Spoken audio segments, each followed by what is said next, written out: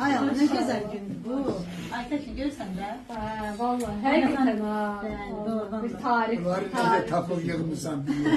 Cenneti de güzel, hanımlıkları da güzel. Halkın sevgisi de güzel.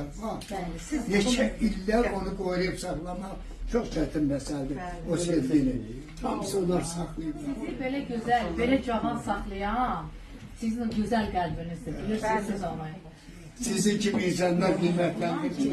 Müəllim, siz, bax, mən sizə bax, Allaha and olsun. Heç 50 yaşda vermərəm. Allah. Sağ olun, var olun. Heç 50 yaşda vermərəm sizə. Beni yaşatan sizin kimi o insanların, hanımların, insanların hoş sözü. Mən onun səsi, bir deyirlər, ana laylası. Onun səsi ata laylasıdır. Uşaqlıqdan elə bir insan yoxdur ki, o mahnının əsiri olmasın, onun heyranı olmasın. Sizin keşkimin şahidi dağlar, ah, şahidi dağlar, etirli bak şanaya, çiçekli bağlara, çiçekli bağlar, bir hardadılar,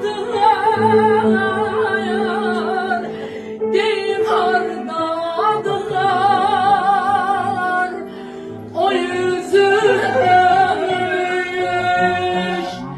seven yüreğim, seven yüreğim, onu soranlara deyin haldadır, ah, o yüzünmüş seven yüreğim.